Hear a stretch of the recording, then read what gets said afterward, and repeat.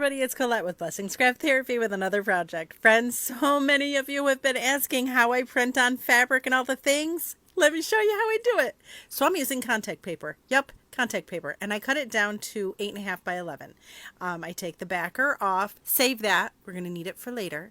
And then first, we're going to use, this is drop cloth. I just got a big sheet of drop cloth from Home Depot, cut it down to 8.5 by 11, put it on our contact paper, and then we're going to just trim it up, make sure that it's the same size. But you don't want to have any of the sticky part sticking out, right?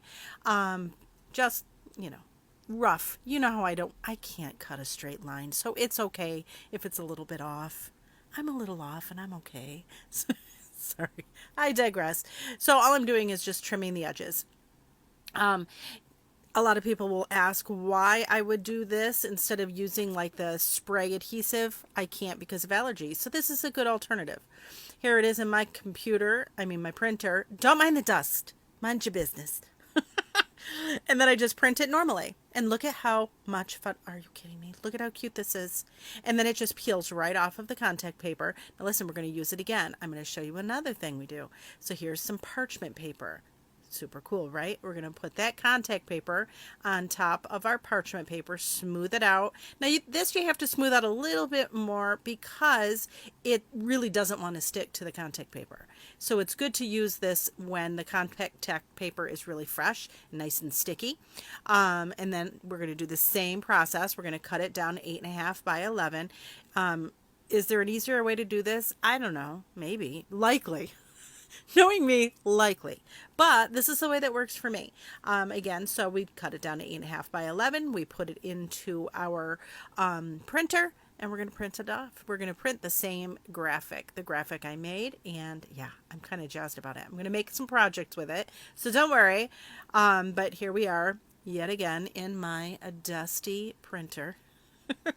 But I print it normally. I just print it normally. It's not on high or anything like that. And then it peels right off of that.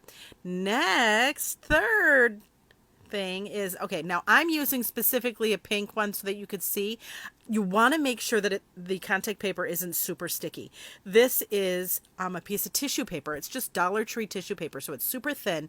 You want to make sure that you really kind of get a little fuzz on it so that it's not as sticky. We're going to print it just like we did with the others, and here we go. We're going to peel it off. Now you got to be gentle with it because it's tissue paper, but again, I found if you really make the the contact paper less sticky, it works like a dream. And look at this I'll use several times.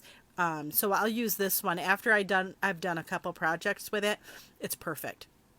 I left the pink fuzzies on it just so you could see it needed to have fuzzies on it. And then here's the backer. We're going to put that back on and we'll save it for later. But look at all of these options. We can do so many fun projects with these. I'm so excited. Anyways, friends, thanks so much for watching. I hope this inspires you.